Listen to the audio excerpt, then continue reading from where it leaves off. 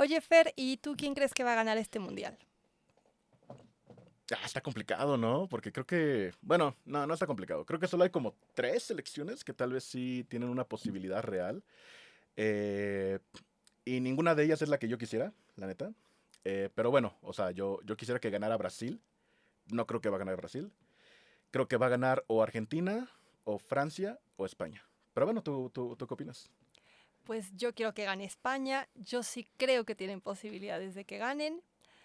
Espero que a México le vaya muy mal. No me odien, pero no se lo merecen.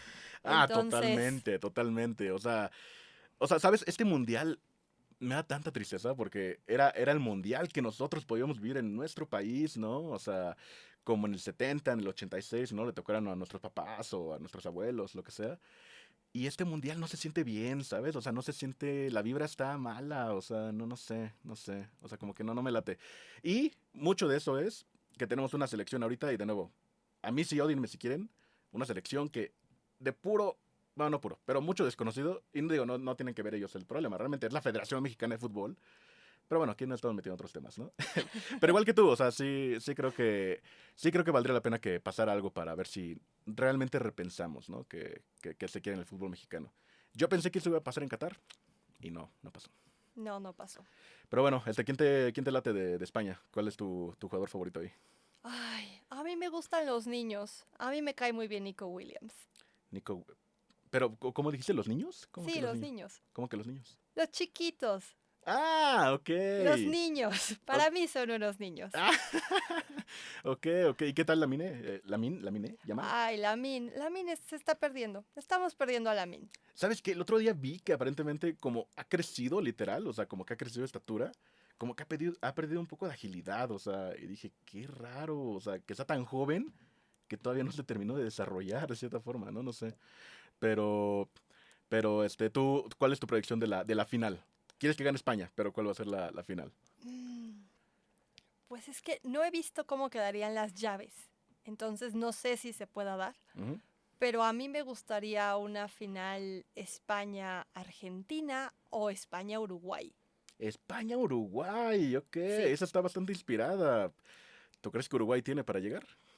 yo creo que sí. Digo, vamos a ver cómo le va con España en el primer juego, pero Empieza luego contra España. no es el primer juego, pero sí están en el primer grupo, en el ¿A mismo poco? grupo España y Uruguay. Uy, ese partido está bueno, ¿eh? Ese Sí, nos partido suena vamos a ir a bien. Guadalajara a verlo. Y es uno de los de México. Sí, Qué chido. Y justamente ahorita vamos a hablar con alguien de Guadalajara. Coincidentemente, qué raro funciona la vida, ¿no crees? muy raro. Muy raro. Hola, bienvenidos a Andamos Dialogando, el podcast de Anda México. Yo soy Fernando y estoy el día de hoy aquí acompañado con mi compañera Tania Calderón, que para nuestros escuchas regulares la habrán escuchado en algunos de nuestros programas más culturales. Pero el día de hoy, ya que por causas mayores, pues no pudimos contar con sus presentadoras habituales, a las que le mandamos saludo, Diana y Alexa, pues Tania está aquí para acompañarme en esta ocasión. Hola a todos, ¿cómo están? ¿Cómo estás, Fer? Muy bien, muchas gracias, Tania. Y bueno, aquí, como casi siempre, acompañados con nuestro ingeniero de audio, Santiago Dávalos, y le mandamos saludos a nuestra asistente de producción, Carolina González. El día de hoy vamos a hablar de un tema delicado, pero importante de hablar. El fenómeno de las desapariciones forzadas en México. Y es que, escuchen esto, el 27 de marzo, la presidenta de México, Claudia Sheinbaum, presentó una reorganización del Registro Nacional de Personas Desaparecidas. De más de 132,000 registros activos, el gobierno dijo que realmente solo 43,000 personas carecen de cualquier rastro. El resto fue reclasificado en categorías que, según el mismo gobierno, permiten una búsqueda más eficiente. Ahora, según los colectivos, permiten hacer el número más pequeño. Tan solo 6 días después, el 2 de abril, el Comité contra la Desaparición Forzada de la ONU publicó un informe que concluye que en México se cometen crímenes de lesa humanidad por desaparición forzada y activó su mecanismo más extremo para llevar el caso a la Asamblea General. Tan solo 6 días. Dos narrativas. Un país con más de 132,000 personas que no están. Y para eso, hoy platicamos con Dalia Sousa, para entender qué hay detrás de las cifras, qué respondió la ONU y qué nos dice todo esto sobre un país que dice estar en transición. Dalia Sousa es periodista de Zona Docs, proyecto de periodismo documental e investigación con sede en Guadalajara. Su trabajo se ha centrado en cubrir desapariciones forzadas en Jalisco, el estado que encabeza la tabla nacional con casi 15.000 personas desaparecidas desde el terreno, acompañando a familias buscadoras, documentando discrepancias en registros oficiales como el CISOBID, cubriendo casos llevados ante el Comité de la ONU e investigando la destrucción de memoriales y el hallazgo de fosas clandestinas. Es coautora de la investigación Guadalajara, Zona de Exterminio y Desaparición, y ha cubierto con particular profundidad la dimensión de género del fenómeno, incluyendo desapariciones de mujeres, personas trans y menores de edad. Se describe como periodista comprometida con quienes resisten en la exigencia de verdad, memoria y justicia. Dalia, bienvenida. Hola, Tania, Fernando, la verdad me llena de gusto estar en esta mesa, en este espacio de conversación. Ya decías, ¿no? Es un tema, yo tengo mucho conflicto con decirle tema a esta problemática compleja que atraviesa la vida de miles, cientos de miles de personas, pero con mucha disposición de dialogar, de conversar y esto que bien planteaban, ¿no? Evidenciar lo que discursivamente se ha puesto en la escena de lo político, ¿no? Del discurso oficial, pero que termina materializándose de nuevo en personas de a pie que están en la espera de sus seres queridos desaparecidos y desaparecidas. Eso a mí me parece que es fundamental cuando hablamos de la lucha de las familias buscadoras y de quienes están desaparecidos y desaparecidas también. Sí, por supuesto, o sea, hay una, como bien dices al final, hay una dimensión de género que también quisiéramos explorar en esta conversación. Pero bueno, Dalia, la verdad es de que literalmente hace unos momentos, y nada más para plantear bien las bases de esta conversación, hace unos momentos Tania y yo estábamos discutiendo fuera del aire un poco este tema. eh, y bueno, Tania me planteó una pregunta que creo que sería interesante que saber tu punto de vista antes de movernos a cualquier otra cosa. Tania, no sé si quieras compartirlo. Sí, mira, Dalia, hace tiempo yo escuchaba en otro podcast a un doctor forense que decía que realmente no es válido llamarles personas desaparecidas, porque no llegaron los aliens, sino fue un acto de magia. O sea, esas personas no es que no estén aquí, es que o están muertas o alguien se las llevó. Entonces, o son personas fallecidas lamentablemente o son personas privadas de su libertad. Y él decía que pues no es un acto de magia y que no le parecía la palabra lo suficientemente fuerte dejarlo en personas desaparecidas. ¿Tú qué opinas? Fíjense que desde el espacio, o sea, con mi posición como periodista, una periodista que trabaja en un medio donde tratamos de hacer esta labor desde una perspectiva de derechos humanos, reconocemos esta situación compleja, pero la resolvemos de la siguiente forma. Cuando nosotros construimos notas periodísticas sobre familias buscadoras, sobre personas desaparecidas, no nos gusta exactamente, o sea, escribir tal cual em, por ejemplo, Juan desapareció. Porque cuando advertimos esto, ¿no? O sea, esta oración pues, sencilla, Juan desapareció, ahí sí, como que lo que sucede es que hay un acto de magia de por medio. Lo que intentamos hacer cuando redactamos una nota es agregar el fue desaparecido, Mm, ¿no? Porque cuando hacemos esta acotación no obviamos las dos cosas que son importantes. Y es que esta persona está siendo víctima de un delito y hay una tercera que es responsable, una tercera, cuarta, quinta y toda una estructura y todo un sistema, ¿no? Que está claro. implicado. Entonces sí, reconozco dónde está como esta disyuntiva, ¿no? Este dilema sobre si son o no personas desaparecidas y si esto se les debe de nombrar así. Yo considero, bueno, que es como concepto, ¿no? De desaparición.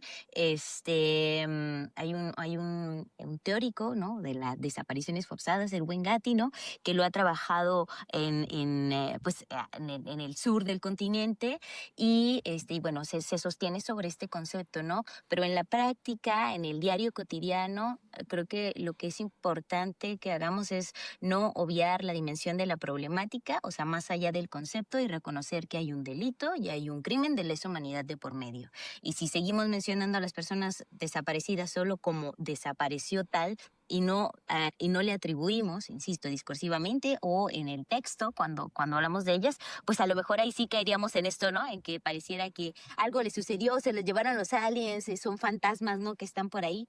Pero yo diría eso desde acá. Espero no haberles aburrido y que haya ahí más o menos dejado algo clarillo. No, por supuesto, muchas gracias, Dalia. O sea, digo, tal vez es un tema que, es una pregunta como tal vez que suena con poca importancia, pero creo que las palabras que se usan, y justamente este es el meollo un poco de lo que vamos a ahorita platicar, son importantes. Y bueno, ahora sí, entrando como más en materia, pues te quisiera preguntar acerca de lo que ocurrió el 27 de marzo del 2026, del año en curso. Pues en la conferencia mañanera de la presidenta de la presidencia de la República aquí en México, Marcela Figueroa, del secretario ejecutivo del Sistema Nacional de Seguridad Pública, pues básicamente salió a decir que pues el gobierno iba a presentar nuevas categorías para el registro de desaparecidos. Y ahora dicen que pues realmente no son 132,000, sino que son solo, entre comillas obviamente, pero bueno, solo 43,000 personas.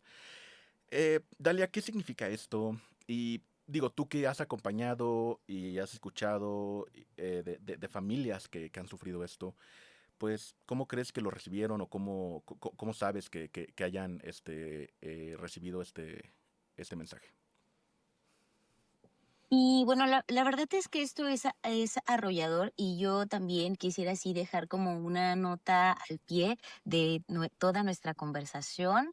Y es que la experiencia que se vive al interior del país, es decir, en los estados, en las entidades, es distinta a la experiencia que tienen quizá por allá en la Ciudad de Ok, México, ok. ¿no? Ajá. Donde de pronto, claro, pues el discurso oficial de la presidenta es como súper relevante, ¿no? Y atraviesa las primeras planas de todos los medios y eso desde la centralización del poder, bueno, pues pareciera que así llega a los otros estados, pero debo de decir que si bien aquí generó esta indignación y este revuelo y este decir vayan, solo nos faltaba Ajá. esto, ¿no? Después de que también hay que mencionar, ha sido una lucha de las familias por décadas el conseguir que oficialmente se reconozca la crisis de desaparición a través de un conteo Por oficial, supuesto. ¿no? O a través de instituciones, mecanismos, herramientas, estructuras, como lo es un registro nacional de personas desaparecidas, ¿no? O sea, pues es un trabajo muy, muy grande. La verdad es que en las entidades tenemos muchos años luchando porque nuestros gobiernos locales reconozcan la magnitud de la tragedia en estas cifras. Es decir, no viene a ser algo nuevo, sorprendente, sino creo que tal vez se convirtió, o sea, ese anuncio se convirtió en pues sí, en un tanto, digamos, de desesperanza, pero que se veía venir, ¿no? O sea, se veía venir. Yo también creo que en este caso generó también mucha indignación con quienes acompañan la búsqueda de las familias, ¿no?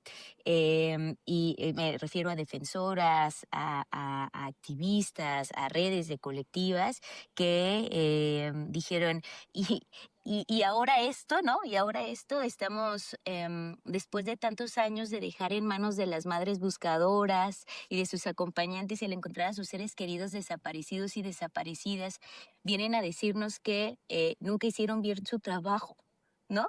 Porque esto finalmente también demuestra, además de la invisibilización y el nulo reconocimiento oficial de la crisis que vivimos y que no descartamos para nada que tiene que sucede en un contexto, ya lo decían ustedes antes de comenzar, con todo este contexto de mundial, ¿no? O sea, también no debemos de obviar eso. Totalmente. La verdad es que también este anuncio habla de negligencia y de omisión, ¿no? Ujú. ¿Quiénes son los encargados de documentar estos casos? No son solo las familias quienes llegan, son las fiscalías, las procuradurías en su momento, ¿no? Ministerios públicos, policías investigadores, las comisiones de búsqueda que recientemente han tenido papel ya en la documentación de los casos, en recibir los reportes, ¿no? Entonces también ahí queda en flagrancia el sistema de búsqueda, este sistema nacional de búsqueda de personas desaparecidas, ¿no? Como no está funcionando. Sí, claro, y nada más para dejar algo clarísimo, básicamente lo que se presentó fue que se crearon 3 categorías nuevas sin fundamento legal claro. Eh, Uno de ellos es con datos insuficientes, de esas son 46.700 personas. Luego con actividad posterior, que es como el más polémico, esas son 40.300 personas. Y sin rastro de actividad, esas son las 43.000 que ahora el gobierno, de hecho, pues reconoce de cierta forma. Pero este en particular de con actividad posterior, pues según el gobierno incluye personas cuyo nombre apareció en base de datos, ya sea del Instituto Nacional Electoral, telefónicas, de vacunación, después de su desaparición. Así que ellos dicen, bueno, este encuentro administrativo, pues de alguna manera localizó a la persona, ¿no? Cuando realmente, pues, y justamente es lo que los colectivos reclaman, esto puede ser, pues, nada más suplantación o un homónimo, o sea, alguien con el mismo nombre, y que, pues, eso no implica haber localizado a las personas. Nada más quería que quedara claro. Y entonces, a ver, Dalia, muchas personas nos dicen, es que seguro se fue con el novio, ¿no? O es que seguro no se peleó con la mamá y no quiere que lo encuentren. ¿Realmente estas cifras y estos datos del gobierno son tan simples de interpretar? No, pues en lo absoluto, ¿no? A mí, a ver, yo lo voy a aterrizar por acá en el caso Ujú. Jalisco y es que me parece que esto es lo que venimos viviendo, o sea, y que es lo que realmente importa para las familias. Las familias dirán que los gobiernos están haciendo algo cuando por la puerta de su casa entra su ser querido desaparecido, Claro. ¿no? Cuando les den certeza sobre en dónde están, quién los tiene, en dónde hay que ir a buscarlos, ¿no? Eso hablaría de la eficacia sobre el conteo, digamos, ¿no? De manera como muy sucinta y a lo mejor muy simplona, desde la certeza sobre los números. Acá en Jalisco, la narrativa oficial del gobierno a cargo, bueno, acá ahora mismo está Pablo Lemus, antes estaba Enrique Alfaro en el partido Movimiento Ciudadano. Que es diferente, es Y un partido diferente al gobierno federal de México, nada más para que la gente lo tenga claro. sí es, y bueno, la narrativa desde el Estado ha sido en también invisibilizar las desapariciones, responsabilizando a las personas desaparecidas de su desaparición. Y hablando, incluso, y así como sucede con este registro nuevo o este conteo nuevo con categorías sin ningún sustento legal, aquí se creó, ¿no? Se creó un concepto también, ¿no? Como ausencia voluntaria, ¿no? Para hablar de esas personas que en el marco de las 72 horas, que sabemos que no deben de suceder cuando acontece una desaparición o cuando se denuncia una Por desaparición supuesto. en términos de búsqueda, ¿no? Es como este lapsus de tiempo en el que un estado límbico de ausencia, ¿no? Donde las personas desaparecidas recaen y que también en términos de los registros de dimensionar la magnitud de la crisis le ha servido al menos a este gobierno local de Jalisco, a través de estos dos personajes que ya mencionaba, para decir que no hay desapariciones o que las personas desaparecidas son responsables de su desaparición. Y eso pues imagínense, qué difícil, ¿no? Qué complejo. Sí, completamente. Y bueno, para no dejar soltar el caso Jalisco, ustedes en Zona Docs investigaron que ahí en su estado las cifras del CISOVID no cuadraban con las de la fiscalía. ¿Te parece que o sea, el CISOVID siendo como el registro local de ustedes, como tengo Ujú. entendido, ¿te parece que lo que hizo el gobierno federal en este caso se parece a lo que ya han visto ustedes a nivel estatal en su propia experiencia? Sí, sí, sí. Bueno, bueno, en la experiencia del CISOVID, ah, fue también una apuesta en su momento de este gobernador Enrique Alfaro, cuando toma el poder y bueno, en ese momento lo que buscaba era buscar bueno, es que querer la gracia, ¿no? La anuencia de las familias buscadoras, creó su propio sistema estatal como de búsqueda y entonces también creó este sistema de registro, ¿no? Se sentó con las familias, habló con ellas, tenemos fotos de él con una cara sensible, atenta, escuchándolas, y esa fue la primera y la última vez que se les vio.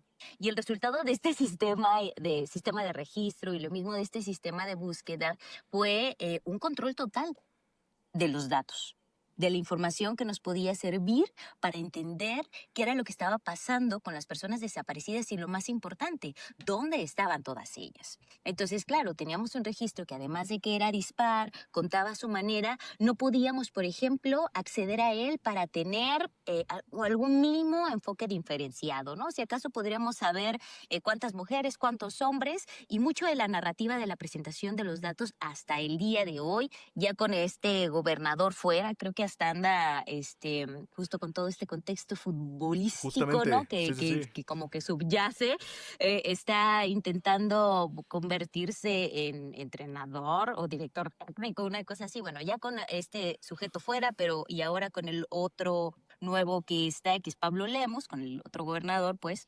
la narrativa sigue poniéndose sobre las personas que son localizadas y no las que están siendo desaparecidas, ¿no? Sí hay, digamos, pareciera que hay mayor transparencia, pero se posiciona sobre esto. Y creo que no es nada distinto. Así que mi respuesta estaría sobre que esta es una estrategia de control de datos, Claro. de invisibilización de la problemática, ¿no? Y pues sí, de control del discurso para decir que no es para tanto la crisis de desapariciones. Pero caigamos de nueva cuenta en lo que les decía. Las familias dirán con su testimonio y experiencia y con lo más importante, con sus desaparecidos, seres queridos desaparecidos y desaparecidas entrando por la puerta de sus casas, qué tanto está sirviendo o no esto, ¿no? Pregúntenles a ellas. Por supuesto, y creo que tú metiste ahorita un tema a colación que nos parece muy importante mencionar. O sea, ustedes en Jalisco, como bien mencionaste, su gobierno local está dirigido por el partido Movimiento Ciudadano, que, bueno, aquí en México se considera, digamos, de oposición a nivel federal, porque a nivel federal Sí. el gobierno actual es del partido Morena. Y previamente, pues digo, tuvimos otro presidente de Morena aquí en México, antes de eso un presidente del Partido Revolucionario Institucional, el PRI, y antes de eso del Partido Acción Nacional, el PAN. Este, y, y bueno, yo creo que es importante justamente tener en cuenta que pues estos son temas que no es un tema de un partido, no es un tema de un gobierno.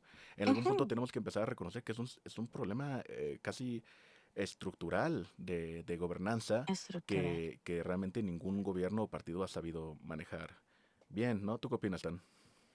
Pues a ver, yo quiero que Dalia nos platique. Esto viene siendo un problema ya de Estado, es un problema de la 4T, es un problema de que cada uno de los gobernantes dice, no, no es mi problema, mejor les presento los números para que no se espanten tanto, o tú cómo lo ves. Bueno, sí, o sea, a mí me hacen pensar muchas cosas, ¿no? Porque este tema es como, es súper Claro. complejo.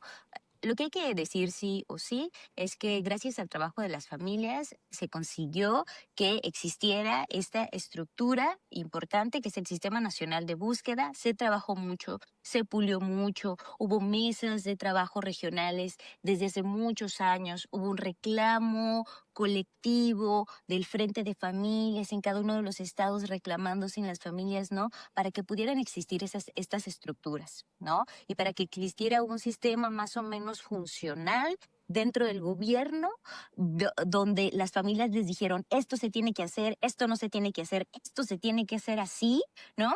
Como para que ahora más, o sea, para que ahora quien ostenta el poder, como ya lo decíamos también en esta mesa, ¿no? En estas mesas compartidas, en estos micrófonos, ¿no? No sepan lo que se necesita y lo que se requiere, ¿no? O sea, me parece que incluso es un acto de desdén, ¿no? Desdeñoso de todo este trabajo que hicieron las familias al ahora no hacer operativo y funcional y efectivo todo esto que ellas les dieron para encontrar a sus seres queridos desaparecidos, ¿no? Entonces, sí, yo diría que eso es un tema totalmente estructural, sistémico, ¿no? De violaciones continuas a los derechos de las familias, de no valorar y no respetar el trabajo que ellas mismas les pusieron, porque al inicio las autoridades no sabían cómo tomar una denuncia de desaparición. No, la desaparición ni siquiera era un delito, ¿no? Las desapariciones quedaban en actas de hechos, ¿no? Dentro de las fiscalías.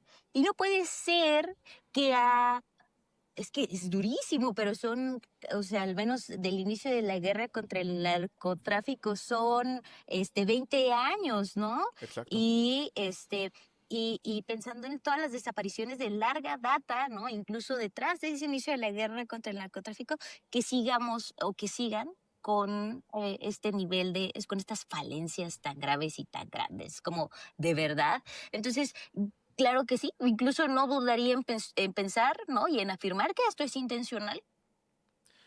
Claro, claro, o sea, que es intencional, o sea, a ver, sí, ya sé, intencional, lo personaliza, ¿no? Pareciera que se lo estoy atribuyendo a una sola persona, pero es decir, claro que hay una intención detrás. Y es compartida por la federación y por los gobiernos locales. A nadie le interesa ser el estado número 1 con más desapariciones. Ni hacer algo por cambiarlo. Sí, por supuesto. Y te digo, o sea, yo comento lo de los partidos porque luego también creo que lamentablemente nuestra sociedad aquí en México se está polarizando o se ha estado polarizando mucho, no solo políticamente, sino también en términos partidistas. Y pues a cada rato, ¿no? O sea, puede salir gente a querer defender a su equipo cuando pues esto no es de equipos, ¿no? O sea, esto es del país que todos compartimos, en el que todos vivimos. Y, y creo que comienza, ¿no? Por reconocer eso. Y bueno, Dalia, también te agradezco mucho que hayas mencionado lo de las familias, porque la verdad es de que en esta conversación le queremos dar un espacio especial a las familias, también al trabajo del periodismo local de investigación, como el que ustedes hacen en Zona Docs, con este tema. Pero antes de pasar a eso, pues o sea, como hasta ahorita estamos, es que el 27 de marzo el gobierno reorganiza el registro. Y exactamente 6 días después, el 2 de abril, el organismo internacional que lleva 14 años dando seguimiento a México publica una respuesta que nunca fue pensada como respuesta. Así que, Dalia, no sé si nos podría hacer favor de explicarle a la audiencia de una forma en que te parezca que sea fácil de entender qué fue lo que presentó la ONU y este comité en este informe. ¿Qué dice exactamente y qué tan excepcional es activar este artículo, el 34, que justamente es lo que ocurrió 6 días después de que el gobierno hizo todo esto de lo que ya hablamos? Mira, yo creo que a mí me parece súper trascendental la mirada que tienen los organismos internacionales al observar lo que sucede en un país como México, Ujú. ¿no? Y entonces, en este caso, que desde la mirada de un organismo, de un organismo de esta talla, que es el Comité de las Naciones Unidas contra la Desaparición Forzada, que se reconozca que aquí en México, y bueno, y hay que hacer la acotación también, las desapariciones forzadas son aquellas que comete el Estado, ¿no? Por acción, por omisión o aquiescencia, cualquier agente del Estado funcionario. Y en Jalisco, la magnitud de esta crisis ha quedado vista desde la comisión de estos funcionarios, policías, militares, ¿no?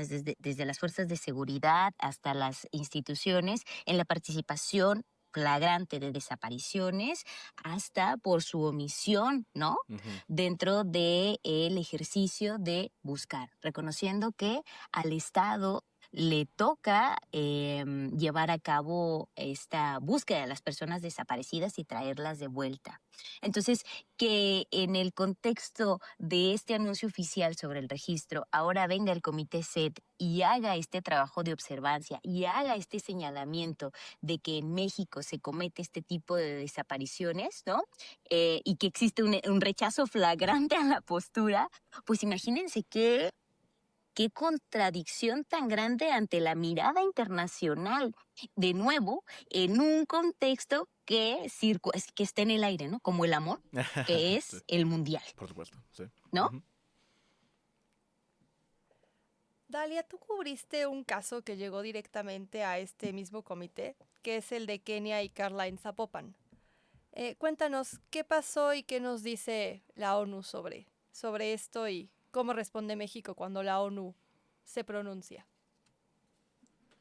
Sí, fíjense que esto también me parece que es bien importante y bueno, además de este llamado que hizo el Comité SET, después de este llamado de reconocimiento que hizo sobre las desapariciones forzadas en México como prácticas sistémicas, generalizadas, etcétera. También hace apenas una semana la Corte Interamericana de Derechos Humanos vino a presentar su informe, ¿no? Donde también pone su mirada sobre lo que está sucediendo en el país y da algunas luces muy importantes que a mí me gustaría compartírselas en un Claro. momento. Pero respondiéndote al caso de Kenia y Carla, bueno, esto fue un evento bien importante para el Estado. Me refiero a evidentemente la desaparición de Kenia y Carla, pero también todo el proceso que vino después de ellas, de su desaparición, que son dos jóvenes, dos mujeres trans desaparecidas acá en el municipio de Zapopan. Sí, Zapopan, Tonal. Es que, bueno, espacialmente están como por Mm. allá. Bueno, están aquí y en mi mente así ubicadas. Son desaparecidas y y por esto también es importante, de nuevo, y lo ponía en la mesa desde el inicio, el trabajo que realizan las organizaciones de la sociedad civil, redes de familias, quienes tras enterarse de la desaparición de Kenny y Carla, hicieron todo lo posible por hacer un llamado, ¿no? Al comité SET, ¿verdad? Para que emitiera medidas cautelares que pudieran vigilar lo que estaba sucediendo acá en un caso que evidentemente era distinto a los otros, ¿no? Porque se trataba de personas integrantes de la comunidad LGBTIQ y más, ¿no? Y bueno, que además eran mujeres y que necesitaban un tratamiento específico, ¿no? Una búsqueda específica. Y gracias a ese trabajo de las organizaciones es que se emitieron estas medidas cautelares, se le llama al Estado, digamos, al Estado mexicano a través de sus instituciones locales, que pues eran la Fiscalía de Personas Desaparecidas, la Fiscalía del Estado, ¿no? Para generar acciones de búsqueda con una perspectiva de género, ¿no? Que de acuerdo con las organizaciones que acompañaron en su momento este caso, bueno, pues hablaban de que era un antecedente, ¿no? Un antecedente en la búsqueda de personas desaparecidas que pertenecen a esta comunidad diversa, especialmente mujeres trans. A mí creo que, bueno, después de varios años de la búsqueda de Kenny y Carla, creo que ha sido, pues, gracias a eso es que, y lo digo con un sentimiento, como se dice coloquialmente, agridulce, es lo que ha permitido que hasta el día de hoy se le siga buscando. ¿no? Con cierta diligencia, con cierta perspectiva, que exista una cierta obligación, ¿no? De las autoridades para incluso hacer en su momento ruedas de prensa para informar sobre el caso. Y es que esto es lo que genera de nuevo la mirada internacional sobre el caso México en la problemática de las desapariciones. Así que imagínense, tan fuerte está eso. Más bien, por eso son tan fuertes y tan determinantes estas acciones, ¿no? De intentar invisibilizar la crisis, porque así de fuerte también es digamos, el llamado a la acción que genera la comunidad internacional en un país como este, ¿no? Como México. Sí, por supuesto. O sea, creo que este caso en el que además, pues ustedes y tú en particular, pues tienes mucho, estuviste muy cerca de él, pues no, nos hablan, ¿no? Como bien dices, de la importancia de que estos mecanismos, estas organizaciones, hagan o pronuncien, ¿no? Su juicio de lo que ocurre en México. Y bueno, la respuesta del gobierno federal, igual nos puedes platicar del local, la verdad es de que no encontré tanto al respecto, pero sí es que hubo algo del lado de ustedes. Mm. Pero el gobierno le llamó a este informe tendencioso. O sea, la ONU dice hay crímenes de lesa humanidad.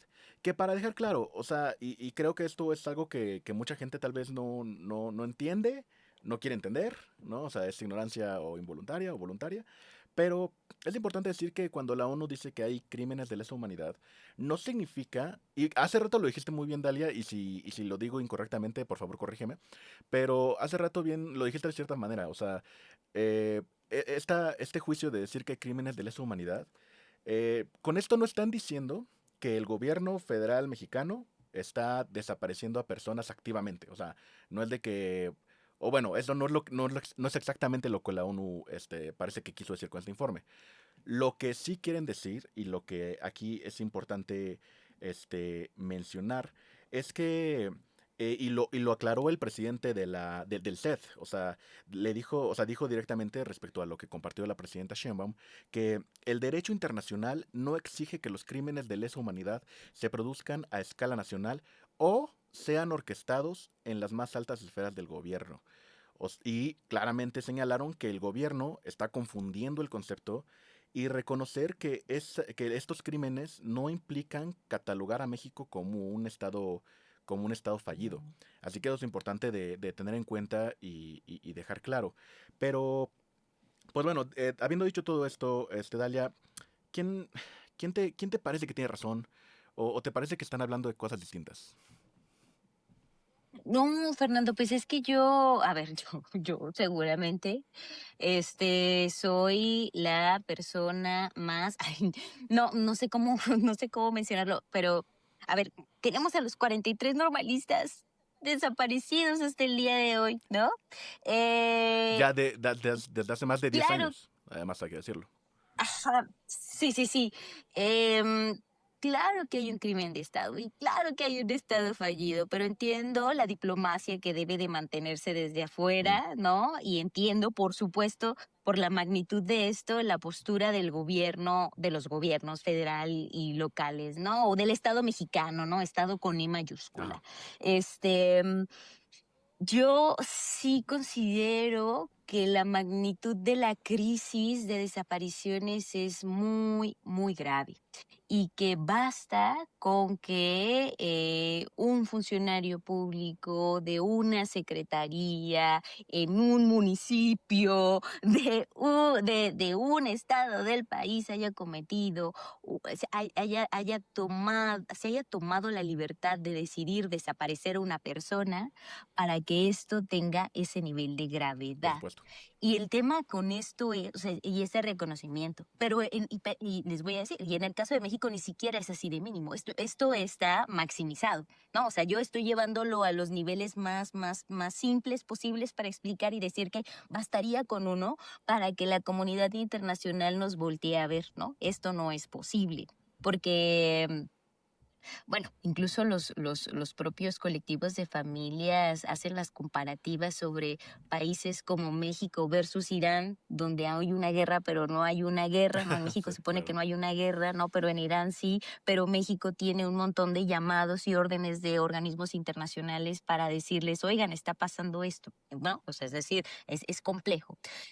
Pero en México sí hay sí em, eh, hay un sistema que que hace desaparecer a las personas y que además, que es lo más grave y que es lo que señalan las familias y es lo que también señalan los organismos internacionales, el Comité SED, la propia Asamblea de la ONU lo dirá, ¿no?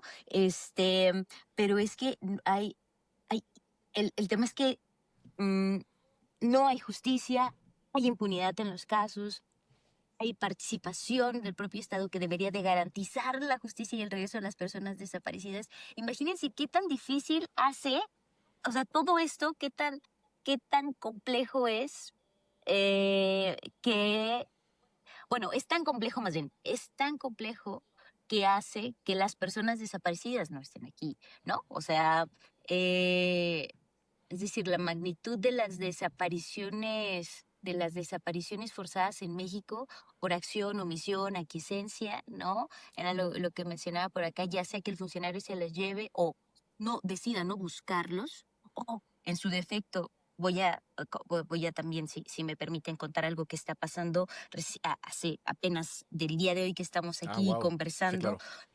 un día antes, este, está desapareciendo incluso a personas fallecidas sin identificar y o identificadas ya dentro de sus servicios forenses. Wow. Eso díganme si sí o no es una desaparición forzada bajo los términos que les explicaba. Es decir, el Estado sabe en dónde estuvo la persona desaparecida durante tanto tiempo, nunca dijo dónde estaba. El Estado, digamos, visto en este caso a través de sus instituciones, a través del Instituto Jalisciense de Ciencias Forenses, y permitió a una madre, en el caso que les quiero contar, permanecer durante 10 Uf. años, 10 tortuosos Ujú. años, pensando que su hijo estaba desaparecido, cuando en realidad era una persona fallecida sin identificar dentro de un CEMEFO, Wow. ¿no? Esto es lo que está pasando con el caso, así bueno, le están llamando los colectivos, el caso de la señora Conchita. Su hijo fue desaparecido hace 10 años, hace ese tiempo también es el mismo tiempo que su cuerpo ha estado dentro de las instalaciones del Instituto Jalisciense de Ciencias Forenses. Ahora que le informan que tiene, que digamos que siempre estuvo ahí, no se lo pueden dar porque al parecer los estudios forenses que le hicieron para darle identidad, para esclarecer su identidad, Ajá. ¿no? También por las condiciones en las que fue encontrado, porque lamentablemente también aquí en México las estructuras criminales y quienes desaparecen a las personas buscan desaparecerlas. Lamento mucho decirlo así, pero buscan desaparecerlas hasta su último rastro, ¿no? En este caso, presuntamente a él, su cuerpo intentaron deshacerlo, ¿no? Llevaron a que lo que fue encontrado de él fuera muy mínimo y que al parecer en las pruebas estas forenses para darles identidad, bueno, pues no quedara nada, ¿no? Y entonces es una cosa bien terrible. Dime si no hay, o sea, o sea, yo no soy una experta de la ONU, tampoco formo parte del Comité C, ¿no? Solo soy una periodista, pero por supuesto que así de complejo es. O sea, es complejísimo y lo más fácil es decir yo no fui. Sí, por supuesto. Y justamente lo volviste a repetir, Dalia, y quisiera nada más quedarme ahí un momento. Bien dijiste que, o sea, esto es o por omisión o aquiescencia o de manera Ajá. activa, ¿no? Es Básicamente. acción, O acción o omisión, omisión. ajá. Es acción, omisión o aquiescencia, ¿no? O sea, Exacto. le dijo un tercero que hiciera tal, ¿no? O fue omiso en buscar, ¿no? Y, ti- y, También to- eso pasa. O se lo llevó tal cual. Claro, y todo eso recae finalmente pues en el Estado, ¿no? O sea, que es justamente, y con el ejemplo que nos diste de este caso de la señora Conchita, pues creo que lo deja muy, Sí. muy claro. Y creo que, mira, la verdad, no, o sea, quisiera pensar que mucha gente no lo hizo en mala fe, Pero, pues justamente decir, no, es que, o sea, no es que llega la Policía Federal, bueno, ya no existe, ¿no? Ya no es que llega la Guardia Nacional y se lleva a la gente, o bueno, no es eso todos los casos, porque pues no me sorprendería que de hecho sí se Sí, ocurriera. Fernando, eres muy... sí, Sí, no, o sí, sea, sí, digo, yo... exacto. Pero bueno, eso no es todo lo que está pasando, ¿no? Y No. fíjate que a mí o sea, de nuevo, vivimos en tiempos de transformación, según, y pues una organización que se transformó durante todo este proceso fue la Comisión Nacional de Derechos Humanos aquí en México. Y a Ujú. mí la verdad es que sí o sea, no me sorprende porque pues, creo que es parte de una tendencia y de algo que tenemos que hablar y tal vez en otra ocasión podríamos hablar de esto. Pero pues básicamente la CNDH, que en principio es una organización que pues debe ser independiente y fuera del gobierno, o sea, es parte del Estado, pero fuera del gobierno, pues inmediatamente se alineó con lo que estaba diciendo el gobierno federal, diciendo que las desapariciones forzadas por autoridades federales, ellos, de nuevo, supongo que queriendo decir de manera activa, pues prácticamente han desaparecido desde 2018. Coincidentemente, cuando entra, pues justamente comienza esta autodenominada cuarta transformación, 4T, como dijo Tania hace un momento. Eh, y bueno, ya luego posteriormente el gobierno creó un grupo integral para dialogar con el SED y el canciller Velasco pues dejó la puerta abierta a la cooperación. Pero de nuevo, o sea, todo esto nos plantea que hay un esfuerzo de Estado, así literal, para pues la verdad tapar el sol con un dedo de alguna manera. Y y también aquí un dato que me pareció impresionante durante la investigación para este tema fue que México acumula 819 acciones urgentes en el SED, más Ujú, que ningún otro país. Y, y de esas, ujú. 40 han sido emitidas solamente desde el noviembre del 2025 a marzo 2026. O sea, básicamente los últimos 5 o 6 meses. Eh, pues esto es preocupante porque son 38% de acciones urgentes mundiales están concentradas en México. O sea, eso, si eso no es un llamado de atención, pues, o sea, ¿qué es, no? De alguna forma. Sí, no, es un dato bien relevante y era un poco lo que te compartía porque las familias, bueno, no al menos, no, todo, yo generalizo, las familias buscadoras en el país, yo lo escuché apenas hace una semana del señor Héctor Flores, un padre buscador, co-líder del colectivo Luz de Esperanza acá en Jalisco, un colectivo que ha hecho un trabajo súper arduo por contrarrestar la narrativa oficial de invisibilización de las desapariciones a través de la pega reiterada de fichas de búsqueda en este estado. Hacen brigadas de pega de fichas de búsqueda cada fin de semana y quiero que se imaginen esto, ¿no? Son papás y mamás que ya tienen todo un sistema de fichas tal cual, de papel, ¿no? Con el rostro de los seres queridos desaparecidos, organizadas que se pegan en los volardos de las avenidas, en las calles, en las paradas de camiones para visibilizar lo que sucede aquí. Y bueno, Héctor, el señor Héctor nos decía, pues, así esta comparativa, bueno, ni Irán, Mm, ¿no? sí, Tiene tantas acciones urgentes como México. Y Irán es un país en guerra, ¿no? Es un país que vive en este contexto y ni siquiera es así. ¿No? Creo que eso es sumamente relevante de mencionar. por supuesto. Y bueno, pues justamente tanto que nos has mencionado a las familias, pues sí quisiéramos hablar ahora de lo que ocurre en el campo. O sea, ahorita hemos hablado hasta ahorita de estas dos narrativas de una organización, bueno, el gobierno federal aquí de México, el Estado mexicano con E mayúscula, como bien dijiste hace un momento. Por el otro lado, la organización de Naciones Unidas, un cuerpo multilateral, de alcance global. Y finalmente, pues estas narrativas chocaron frontalmente a lo largo de una semana. Pero mientras todo esto pasa, ¿no? En el aire, de cierta forma, en redes sociales, en las portadas del Reforma, del New York Times, del Guardian, pues la realidad es de que en el terreno la crisis pues no espera, ¿no?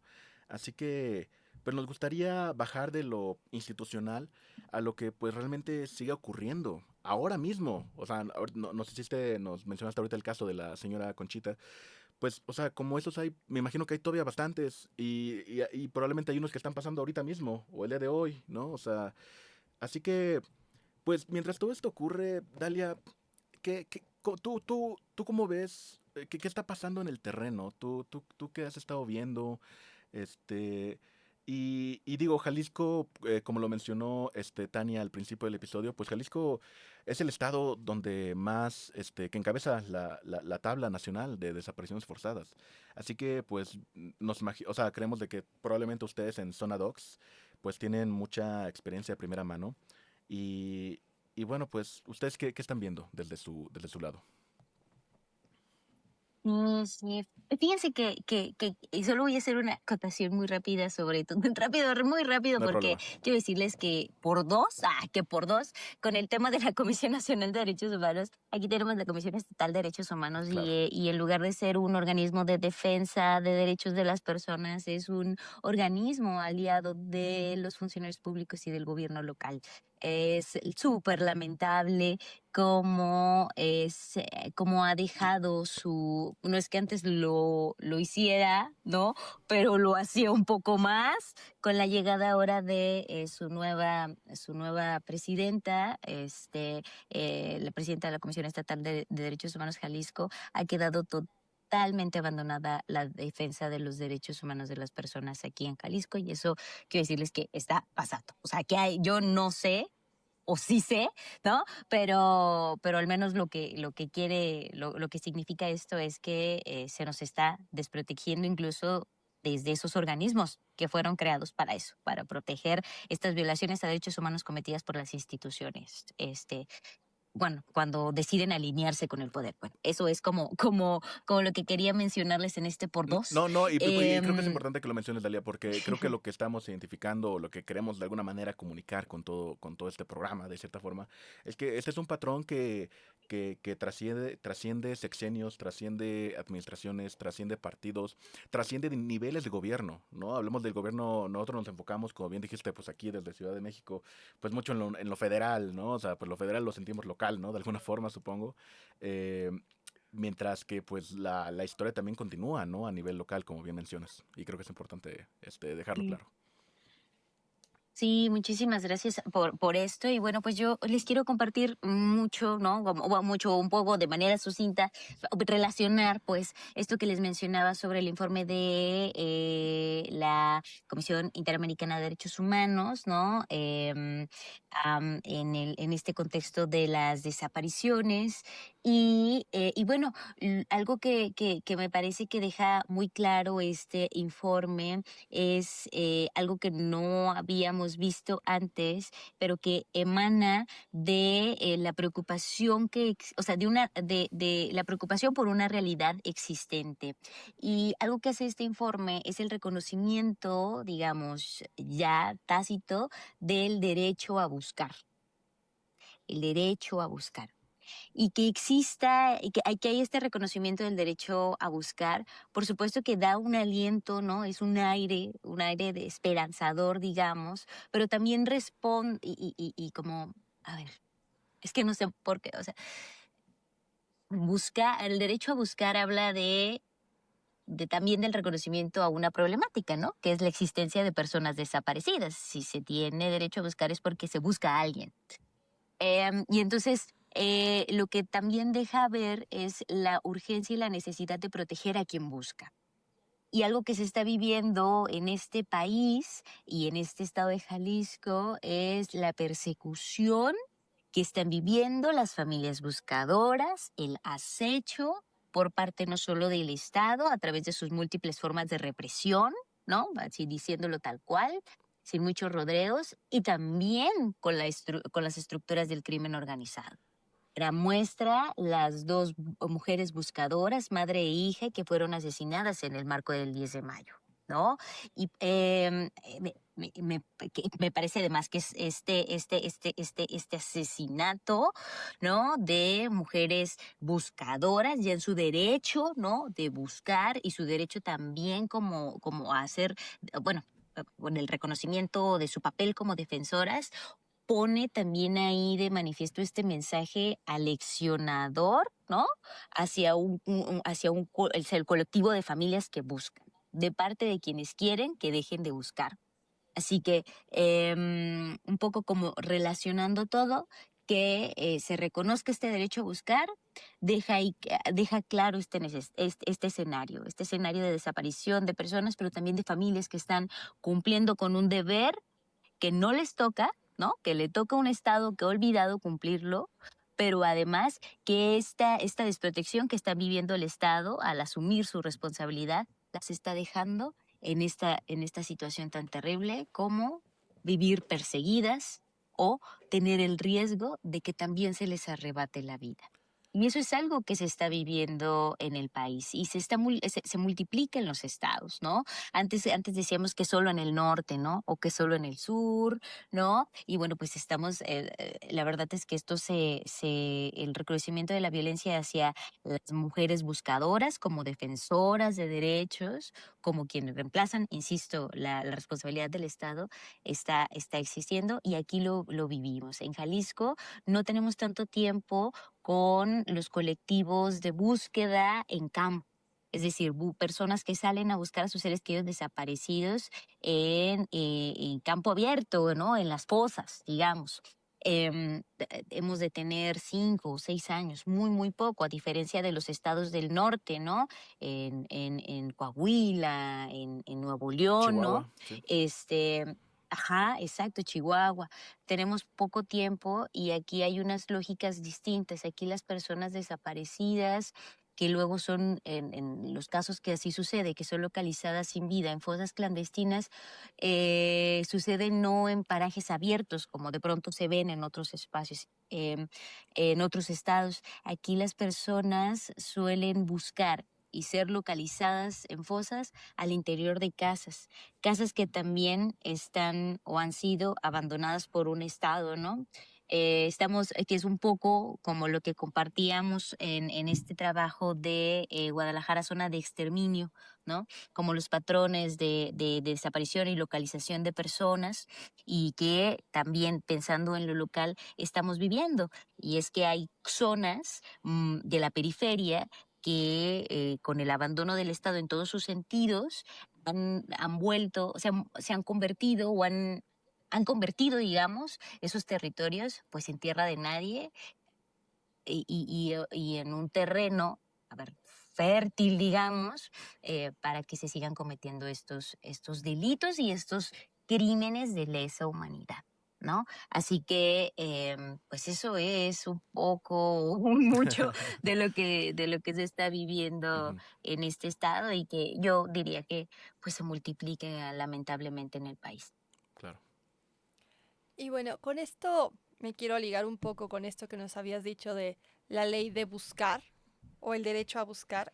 ¿Qué es lo que pasó Ujú. en Lagos de Moreno con este memorial de la ley de la verdad? Ay, muchas gracias por recordarlo. Son como momentos importantes en la vida de las personas, especialmente bueno, para mí es un momento importante como periodista, pero también como mujer o como persona, como amiga de la señora Tere, del señor Armando, ¿no? Que son bueno, par de padres que estuvieron por muchos años junto con otros padres y familias, pues, buscando a estos 6 jóvenes y un adulto que lamentablemente fueron desaparecidos y localizados sin vida allá en Lagos de Moreno, acá en el estado de Jalisco, el 7 de julio de 2013, imagínense, Uf, 2013, ¿no? Ellos lamentablemente fueron ya desaparecidos con patrones de presuntos, ¿no? De haber sido llevados bajo el modelo, digamos, o el modus operandi de una desaparición forzada, porque a ellos se los llevan una camioneta con torreta. ¿Qué camionetas suelen tener torretas? Pues las del Estado, ¿no? Las de las autoridades, las de las entidades de seguridad.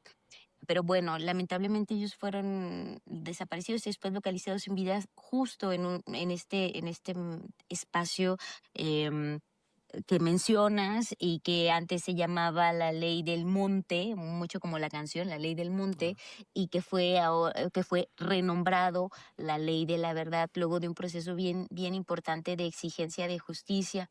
Ese caso fue muy importante y digamos emblemático porque marcó mucho del inicio de la visibilización de las desapariciones en ese municipio en específico, en la región Altos Norte. Ajá.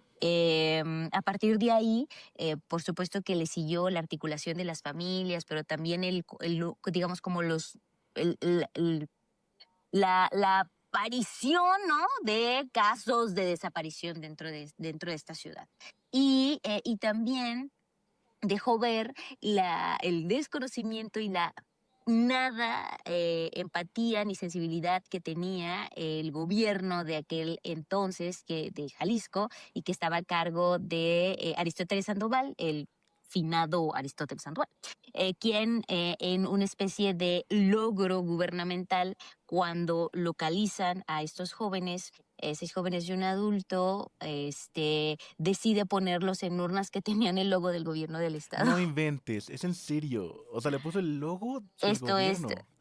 del gobierno del estado. Wow. Entonces hay fotografías, pueden buscarlas, y entonces las familias cargando las urnas de sus seres amados con el logo del gobierno de Jalisco, Wow. ¿saben?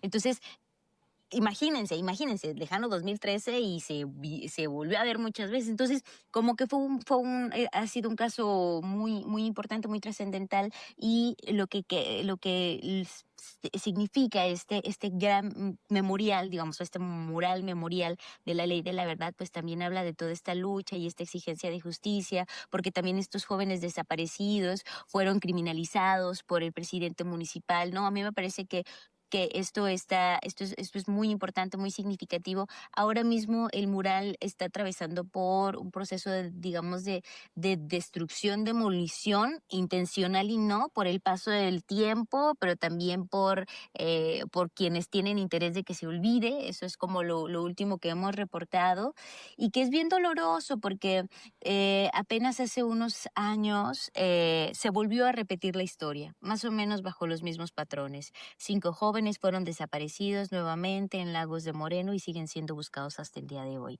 Y es que el dicho es, ¿no?, en el ejercicio de la memoria, que intenta hacer ese memorial, y de la manera más simple con la que nos enseñan a entender por qué es importante conocer nuestra historia, ¿no?, o por qué es importante recordar nuestra historia, es pues para que no vuelva a repetirse, ¿verdad?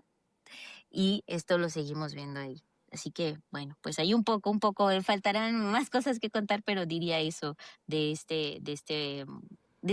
hay que agregar que es uno de los primeros, si no es que el primer ejercicio de memoria de esa magnitud en el Estado para el reconocimiento de la desaparición de las personas aquí, en Jalisco, digamos. Sí, por supuesto. Y fíjate que para nosotros este tema en particular, pues sí. O sea, obviamente esta es una discusión compleja, ¿no? Y delicada. Y claro que nada de esto no nos llega o no nos toca, pero esto en particular, y con los detalles ahorita que nos compartiste, pues me impactó y me impacta ahorita más todavía. Y es que además, importante decir que este memorial era autogestionado, o sea, por las familias de las víctimas. O sea, por eso que cuando me dijiste que el gobierno del estado le puso el logo, dije, o sea, ¿cómo crees? O sea, este memorial, realmente, pues, o sea, lo hicieron, de alguna manera y lo manejaban las familias, con apoyo de otro colectivo de Reco, de Tijuana, otra Ujú, ciudad en México, en ujú. el norte. Este, y bueno, o sea, aún así, pues las familias en abril de este año, o sea, ahorita apenas, del 2026, las familias denunciaron pues la demolición intencional del mural principal y retiro de placa, herrería y estructura, mientras el predio permanece bajo resguardo de la Fiscalía de Jalisco. O sea, ellos son los que tienen ahí el control de hecho del espacio. Y todo esto, pues Ujú. por lo menos, o sea, por lo menos de mi lado, creo que pues, es una metáfora muy poderosa. O sea, se destruye la memoria física mientras se reorganizan las cifras. O sea, me parece algo en serio, o sea, impactante. O sea, todo de lo que estamos hablando es impactante, pero esto hasta como que te revuelve el estómago, en serio, o sea, es increíble. Pero bueno, Dalia, para seguir explorando un poco más esto, ustedes en Zona Docs han documentado también la dimensión de género y edad. O sea, según lo que se identifica, el rango más afectado en mujeres es entre 15 y 19 años. Y también aparentemente las desapariciones de menores de edad han subido más de 30%. Así que, según el Redim y reportaje de ustedes, Ujú. este, así que no sé si nos puedes platicar un poco, bueno, y también aquí importante, perdón, es que lo tenía en otro, como en mis notas. También se han identificado, y ustedes lo reportaron, 47 desapariciones de madres con hijos, o sea, de madres jóvenes acompañadas de sus hijos, pequeños ahí en el estado de Jalisco. Así que si no sé si nos puedes ayudar a entender, por lo menos ustedes, cómo ven quién, quién está desapareciendo ahorita y por qué. Sí, sí, sí. Bueno, pensemos también que el hecho de que se decida no accionar desde el Estado para detener ciertos delitos, en este caso la desaparición, que exista además impunidad en estos delitos en específico, lo que hace es generar un mensaje, ¿no? Amplio de cierta permisividad, ¿no? No se sanciona, no se castiga, ¿por qué no seguimos cometiéndolo? Y entonces esto hace, por supuesto, que los alcances del delito no solo sean así de graves como los hemos descrito hasta ahora, sino que alcance y vuelva vulnerable a cualquier persona que habita este territorio, ¿no? Así que, por supuesto que las infancias, las adolescencias están siendo de forma muy lamentable también víctimas ¿no? En el caso específico de las infancias, las adolescencias, y también cuando hacemos la acotación hacia las mujeres en estos rangos de edad que ya mencionabas, no solo, y en el caso específico también, digamos, de las mujeres como tal, no solo hablamos de la comisión de un delito, del delito de la desaparición, Claro, sino otros que subyacen por a supuesto. ese, ¿no? Que se vinculan, donde, claro, claramente está la trata de personas con fines de explotación sexual, pero también de reclutamiento, que es que también es otra gran problemática que vivimos en el Estado, los reclutamientos forzados de personas a través de los engaños dentro de plataformas virtuales o a través de vacantes de empleo, ¿no? Que se han estado documentando en el estado, específicamente en las centrales camioneras, ¿no? La última vez que se les vio fue en tal, ¿no? Y cada vez son personas más y más jóvenes las que están viviendo o están siendo atravesadas también por estos delitos, de nuevo, que rodean la desaparición o que hacen que una persona sea víctima de una desaparición. Creo que la Redim tiene mucha claridad y yo lo que les llamaría más allá de lo que podríamos mencionar en estos micrófonos es a también conocer mucho del trabajo porque me parece fundamental, imprescindible, conocer la chamba que hacen en la Redim, ¿no? La Redim junto con Tejiendo Redes Infancias hace estos informes de forma colaborativa también con infancias y con adolescencias poniendo atención a este enfoque, ¿no? Em, y visibilizan cosas como esto que mencionabas, ¿no? Estos patrones de desaparición donde las infancias están siendo desaparecidas junto con sus madres, ¿no? Esta problemática en específico la han documentado también mucho en Chiapas Ah, y responde también a otros, digamos, a otros contextos, ¿no? Y no con esto me refiero a que no suceda acá, sino que, digamos que por las regiones, obedece a ciertas realidades. claro. Entonces creo que el trabajo que realiza Redim y Tejiendo Redes Infancias es fundamental para entender esto, ¿no? Ellas también han de nuevo documentado todo el tema de reclutamiento forzado de infancias bajo la idea de que, incluso luchando y empujando para que pueda tipificarse este delito de reclutamiento, porque se cree o se hace creer, y a mí me parece fundamental cada vez que lo mencionan, porque es algo que señalan en cada informe, en cada rueda de prensa y no se crean que las personas menores de edad que cometen ilícitos no van a la cárcel, Por supuesto. ¿no? Porque la narrativa se utiliza a las infancias o a las adolescencias por el crimen organizado porque ellas o tú, infancia, tu adolescencia, tú no puedes ir a la cárcel si cometes un delito. No. Hay formas para sancionar, digamos, a quienes cometen cualquier tipo de delitos, ¿no? Incluso a las personas menores de edad. Y esto es importante para que también no se caiga con el engaño ciego, digamos, bajo esta estructura de reclutamiento forzado de personas menores de edad, ¿no? O sea, no, es falso. Y es falso que no existen consecuencias para quien comete un ilícito, incluso insisto, no teniendo la mayoría de edad. Y pues no dejemos de seguir ese trabajo porque también ahí está y ellas y ellos hacen esto para decir que, de nuevo, lo que seguimos diciendo, ¿no? Esto está complicado y está atravesado como para decir que no está sucediendo nada. Bueno, Dalia, y el mundial empieza en unas semanas, ¿no? Yo tengo 2 preguntas con todo lo que hemos platicado acerca del mundial. Una, con el mundial y con todas las personas que evidentemente van a venir, ¿estamos más vulnerables a tener más desapariciones? Híjole. No, a ver si contesto la otra. Ay, fíjense que lo que yo diría es que no, bueno, no sé si estoy en la posición de responder esa pregunta, porque bueno, ya lo decía antes, en un contexto de impunidad tan grave sobre el delito de desaparición, en realidad cualquier persona podría ser víctima de este delito.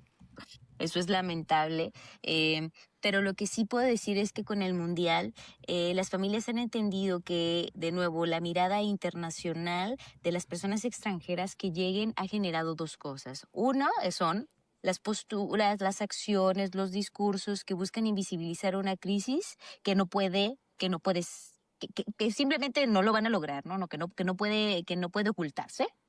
Eso por un lado, bueno, por eso a mí no me parece fortuito todos estos anuncios, lo del registro con lo que comenzamos a conversar y todo esto, no me parece fortuito, no es una ocurrencia, Justo. está situado en un contexto que es y por el otro, que esta mirada internacional y esta visita de personas extranjeras también es el espacio idóneo y perfecto para que miren a quienes están desaparecidos, ¿no? Y a sus familias que no se cansan de buscarles. Entonces, me parece que podríamos leer en el caso de la grave problemática de desapariciones que atraviesa el país, en el contexto del Mundial, lo podríamos leer de esta forma, ¿no? O sea, sí, hay una estrategia de invisibilización que tiene como motivo esto, pero también es una oportunidad para las familias, para sus personas defensoras, acompañantes, Por supuesto. para visibilizar esta problemática y decirle al mundo que aquí nos falta, que no, y esto no lo digo yo, este es el lema con el que están trabajando las familias en la Ciudad de México a nivel federal y en los estados, y es: México no le falta un mundial, le faltan cientos de miles de personas desaparecidas. Uf, no lo había escuchado, está bastante poderoso. Y como que se relaciona un poco a, bueno, no sé, o sea, hay ciertos paralelismos, ¿no? Un poco a lo de las Olimpiadas, no Mundial, pero Olimpiadas, del Sí. 1968. Y, por cierto, tenemos un episodio muy interesante acerca de eso que pueden escuchar, acerca de la protesta social, también para los escuchas. Pero bueno, Tania, creo que tenías algo más. Sí, la otra pregunta con relación al mundial, ¿no? Las mamás, bueno, las madres buscadoras ya se manifestaron, ya dijeron que no están de acuerdo. En Jalisco ya también ha habido protestas. ¿Tú crees que esta visibilidad que nos puede traer el mundial realmente puede traducirse en algo o va a seguir business as usual y el gobierno va a seguir en su mismo discurso? Sí, pues yo sí considero que el mundial dejará en el país múltiples efectos. No todos beneficiosos, y ya lo estamos experimentando para la población, ¿no? O sea, ya los vivimos, el encarecimiento de la vivienda, el desplazamiento de las personas, el blanqueamiento de los espacios, la invisibilización a toda costa de problemáticas tan graves como esta, ¿no? Ya las estamos viviendo. Y me parece que a largo plazo o al mediano plazo am, podría, creo que más bien lo que nos queda es un gran trabajo, ¿no? Un gran trabajo por hacer como sociedad, como personas, como organizaciones, desde nuestra trinchera, ¿no? Estos espacios de comunicación que se tiene, por ejemplo, acá en ANDA, me parece que es fundamental para seguir apostando y empujando, porque, pues, a lo mejor con algo tan sencillo y tan complejo como no dejar a las familias, ¿no? No dejar de nombrar que las personas están siendo desaparecidas y que no están siendo localizadas y que el Estado no está haciendo lo propio por encontrarlas.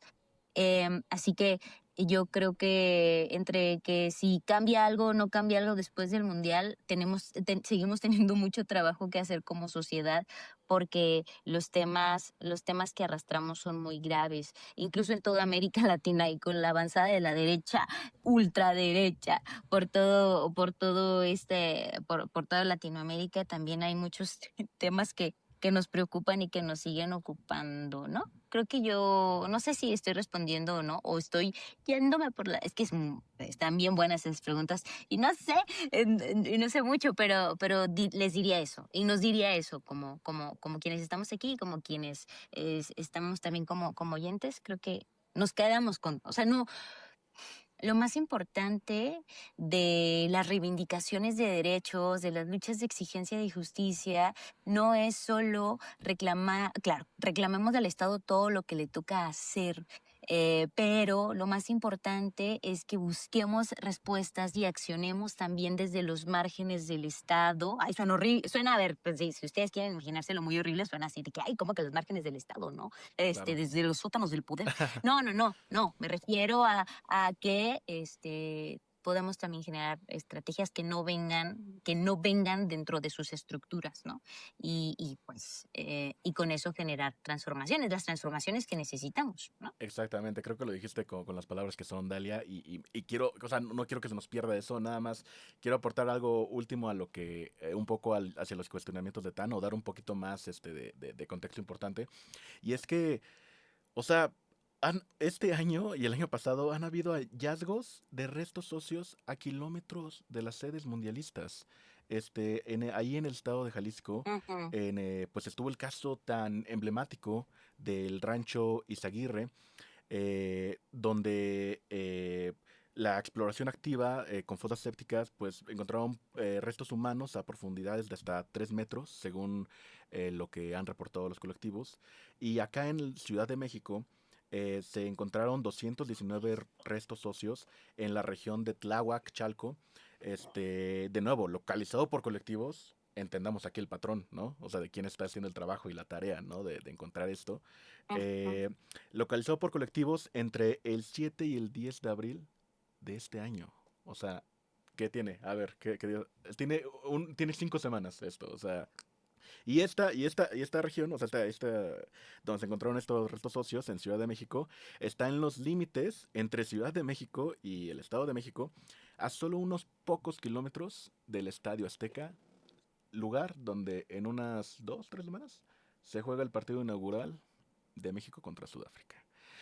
Yo creo que esto, de nuevo, o sea, Tania creo que justamente un poco hacia ahí va su punto, o sea, esto es algo que, y como tú dices, Dalia, o sea, ojalá este sea un momento, una oportunidad, ¿no? Real, porque creo que todo ese tema lo merita. A mí me da me da mucho sentimiento el pensar que, pues estas señales, ¿no? De literal encontrar restos socios a kilómetros de estadios mundialistas, pues, no sé, pues como que no da tantas señales de esperanza. Ah, Pero, sí, aquí también yo les voy, bueno, nada más para no claro, dejar claro. también por Ajá. dos, ¿no? Acá tenemos cerca del estadio El Akron, Guadalajara, sí. Akron, como lo conocemos, ajá, también se encontró muy cerca, en sus inmediaciones, o al menos en el municipio al que pertenece, la fosa más grande con bolsas, con restos humanos, localizada por familias, ¿no? Así Wow, que wow, también está allí, ¿no? O sea, total. eso, de nuevo, confirma el patrón, se reproduce en todo el país, Por ¿no? supuesto. Y bueno, hablábamos al principio, ¿no? De que ahí se va a jugar, ahí es donde se va a jugar el partido este, ¿no? De España contra Uruguay. España-Uruguay, Digo, sí. va a ser un partido muy bueno probablemente, pero pues se juega a pocos kilómetros, ¿no? Nos dijiste de esta, pues de, pues ni siquiera sé cómo llamarle, ¿no? De una De, fosa no, no, clandestina. no, sí, claro, una fosa clandestina, pero pues de, pues como ustedes dijeron en su, como ustedes le pusieron a su reportaje, ¿no? Pues de un campo de exterminio, de cierta forma. De un sitio. Pero bueno, Ya. nada más quería dar un poco más de contexto justamente ahí, de lo que decía Tania, pero yo me quedo mucho con lo que dices, Dalia, y es que, pues la realidad es que tenemos cifras que se reclasifican. Está una ONU que pierde la paciencia, hay memoriales que se destruyen y un mundial que se acerca. Yo creo que la pregunta con la que quisiéramos empezar a cerrar esta conversación es, pues si estamos viviendo una transformación o una repetición y de dónde viene cada uno. Y aquí, eh, como tal, la pregunta que te quisiera plantear, Dalia, es, ¿por qué digo? O sea, la verdad es de que el trabajo que pudimos ver que ustedes realizan nos parece bastante valioso. Nosotros aquí estamos intentando generar un espacio donde escuchemos de gente como ustedes, que de hecho hacen el trabajo de campo y donde tal vez nosotros podemos poner nuestro granito de arena, eh, pues repitiéndolo, reempaquetándolo, este, claro que acompañados de ustedes. ¿Cuál crees que es el papel del periodismo en esta crisis? Zona Docs documenta pues, cosas que, como nos has estado platicando en esta conversación, las autoridades niegan en uno de los estados más peligrosos para ejercer este oficio. ¿Qué, ¿Tú cómo ves todo esto? Y digo, espero que no sea una pregunta que parezca inapropiada, pero ¿qué riesgo crees que implica también? Sí, bueno, no, yo creo que el papel sí o sí es un papel de acompañamiento. De hecho, ya poco utilizamos el concepto pues de reportear, ¿no? No, pues acompañamos porque entendemos que la chamba de las personas periodistas tiene que ser desde el poner al servicio de las personas lo que hacemos, lo que sabemos hacer, ¿no? Eso ya lo hacen muchos medios medios independientes, por supuesto, en el país. Sonadox forma parte de la Alianza Territorial, que somos medios independientes en todo el país. em, que hacemos periodismo con perspectiva de derechos humanos y muchas veces incluso hiperlocal, ¿no? Contando las historias de las personas de a pie desde bien cerquita. Y creo que eso es lo que nos toca, ¿no? En medio de este contexto, todo esto que ya muy bien describías y no repetiré, pero que hemos estado conversando. Ajá. Y por supuesto que los riesgos están en virtud de la magnitud de las historias que acompañamos. Jamás, digamos, jamás compararía el riesgo que tiene una madre buscadora con el que a lo mejor yo podría correr, porque pues es distinto, ¿no? Y estamos también desde un lugar, y espero no sonar como un falso privilegio, ¿verdad? Pero bueno. No, y así como ostentamos privilegios, también ostentamos ciertas desigualdades y vulnerabilidades y violencias como una persona, ¿no? Como Completamente. personas. Pero pero la verdad es que hay mucho de vocación, hay mucho del deber ser, pero también hay mucho no hay otra forma posible de enfrentar esta realidad tan grave que tenemos si no es esta, ¿no? ¿Saben? O sea, a mí me parece que que sí importan los riesgos y que ninguna nota vale la pena nuestra vida y en la medida en la que nos cuidamos, les cuidamos a ellas y viceversa. Eso digamos que es la postura para evitar los riesgos porque tampoco hacemos este trabajo para que nos quiten la vida, para que acallen nuestra voz. Em, pero pero definitivamente no hay otro camino posible sino el acompañar desde el lugar en el que estemos. Antes me encantaba decir desde nuestra trinchera, pero luego descubrí que eso era muy bélico. No, no, Así que desde el perdón, lugar Dalia. en donde estemos. Completamente, tienes toda la razón. Y de hecho, nada más quiero de mencionar que tuvimos la oportunidad con hablar. Lamentablemente no tengo el nombre aquí a la mano, desafortunadamente, pero hace poco hablamos con otra periodista independiente del estado de Zacatecas, este, donde hablamos acerca un poco más del periodismo local. Y justamente ella hace algo que se llama periodismo de paz, así es como ella lo define. Creo que si Qué no mal chido. me equivoco, su medio se llama Periodista de Paz o Reporteros de Paz. Lo vamos a poner en la Mm, descripción del episodio para que la gente lo ujú, encuentre. Pero justamente parte y esto nada más es un agregado a lo que dijiste, pero justamente lo que nos comentabas de que ella, igual que tú, no le gusta usar esa palabra de trincheras, de batalla, porque finalmente eh, alimenta a todo este discurso de que esto es una guerra y esta es la realidad que vivimos, ¿no? Y es la que tenemos. ujú, Cuando no, tenemos que ujú, volvernos a replantear que en todo caso este es un estado, bueno, no un estado de excepción, ¿no? Eso sí sería malo, pero más bien ya esta sé. es una situación excepcional que requiere que la entendamos como tal, que nunca o que no caigamos en aceptar que esta ya es pues la manera, ¿no? En la que vivimos en México, en nuestro país. A mí me preocupa que eso pues básicamente ya se esté o se haya calcificado de cierta manera. Pero bueno, también invito a la audiencia a que escuche ese episodio de Periodismo de Paz. Me parece también que fue muy interesante, donde también hablamos acerca del papel del periodismo local en todo esto. Y bueno, nada más quería hacer mención de eso. Y pues ya para como que o sea, básicamente cerrar el círculo, ¿no? Con lo que básicamente Ujú. empezamos, ¿qué pasa ahora que todo esto, o sea, que el caso va a la Asamblea General de las Naciones Unidas? ¿Qué puede hacer? ¿Qué no puede hacer la comunidad internacional? ¿Qué queda en el Estado y gobierno mexicano? ¿Y tú ves alguna voluntad de que realmente, y bueno, y los gobiernos locales, como bien dijimos, ¿tú ves alguna voluntad de querer cambiar algo, hacer algo? Sí, bueno, el Estado mexicano tiene que responder, ¿no? O sea, o sea, él forma parte del Comité SET y por lo tanto se debe de ceñir a cumplirlo, ¿no? A cumplir los estándares máximos a los que en su momento dijo que órale va, formo parte soy y entonces tengo que garantizar que no haya ninguna desaparición forzada en mi territorio, ¿no? Y en todo caso, si existiera, sancionarla y a reparar los daños y evitar o garantizar el derecho a la no repetición. Eso es lo mínimo que deberíamos esperar del Estado mexicano, em, luego de que el caso se vaya a la Asamblea y se revise. Voluntad política, por supuesto, es lo que debemos esperar y es lo mínimo que nos pueden dar. Em, yo creo que quedémonos con ese estándar, o sea, no esperemos menos, porque porque de nuevo no es, y ustedes lo tienen muy claro, no es un tema de partidos, no es un tema de nombres o de personajes políticos o de figuras, ¿no? Es un tema de Estado con E mayúscula, de un compromiso de toda una nación que se articula como estructura, como sistema para responder ante una problemática que está lacerando la vida de cientos de miles de personas. Cientos de miles de personas.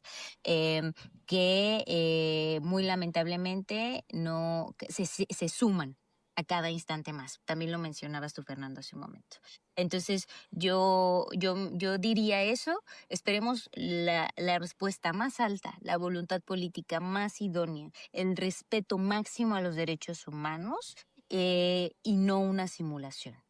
Eso es lo que deberíamos de, y también es donde deberíamos de poner el ojo, que la respuesta, más allá de diplomática y políticamente correcta, responda a las peticiones que se tienen, a los estándares máximos de los derechos humanos y que no solo sea discurso, ¿no? También hay otra gran parte que es la de mantenernos vigilantes y que como población, como personas habitantes de este territorio, pues también demandar junto con las familias, ¿no? Que se cumpla todo lo que se dice que se va a hacer, ¿no? En el mejor de los casos. Claro. Bueno, pues muchas gracias, Delia. Nosotros empezamos hablando de 6 días que condensan una contradicción enorme. El 27 de marzo, un gobierno reorganiza a sus desaparecidos en categorías más manejables. El 2 de abril, la ONU dice que lo que pasa en México son crímenes de lesa humanidad. Y pues a nosotros nos queda la pregunta, ¿no? ¿Puede haber transformación real cuando el Estado, el que sea, no puede siquiera ponerse de acuerdo en cómo contar a sus ausentes? Porque pues hasta ahora ha habido 4 gobiernos consecutivos que han encontrado cada uno su manera de hacer el número más pequeño, pero la realidad es que nuestras madres siguen cavando.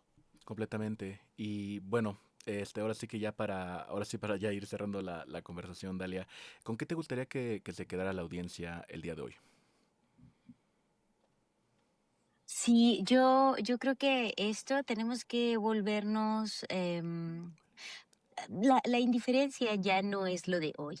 Ya no está de moda ser indiferente y pensar que si Ajá, no nos juntamos con las personas que son desaparecidas, víctimas de algún delito, de algún crimen de lesa humanidad, no nos va a pasar. Es lamentable, ya lo dijimos, esto es generalizado, ya lo decía el propio Comité SED, esto es grave, es sistémico.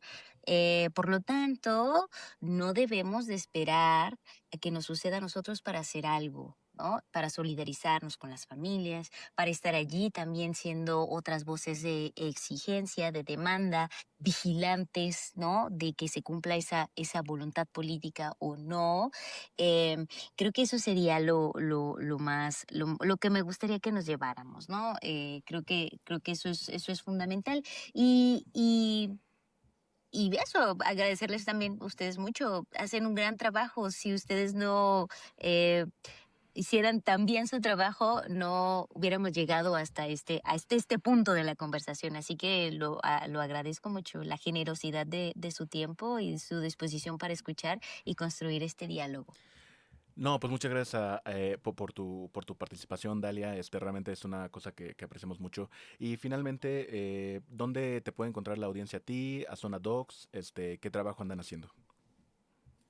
Me encantaría que pudieran seguirnos a través de el trabajo que hacemos en nuestro portal, que es www.zonadocs.mx, y así como Zona Docs, Docs de documentos, DOCS. Nos encuentran en todas las redes sociales, incluso tenemos TikTok, así que tenemos X, Facebook, Instagram, YouTube, TikTok. Tenemos también hasta un canal de Telegram y de WhatsApp.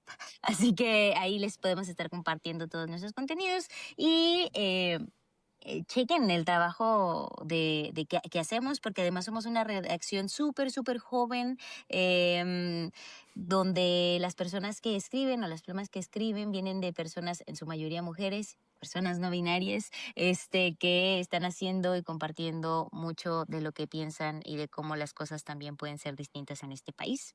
Que ya compartimos y ya hablamos mucho, que está atravesando por una situación compleja. Bueno, Dalia, muchas gracias por tu participación el día de hoy. Y con eso llegamos al final de este episodio. Ha sido un placer compartir este espacio con ustedes y esperamos que se hayan llevado nuevas ideas y opiniones interesantes. Andamos Dialogando es una producción de Anda México, una asociación civil apartidista y sin fines de lucro. Juntos trabajamos por una sociedad más inclusiva, justa y próspera, donde todos tengamos acceso a oportunidades de desarrollo. Si quieren conocer más acerca de lo que hacemos o colaborar con la causa, visítenos en andamx.org o escríbenos a hola@andamx.org.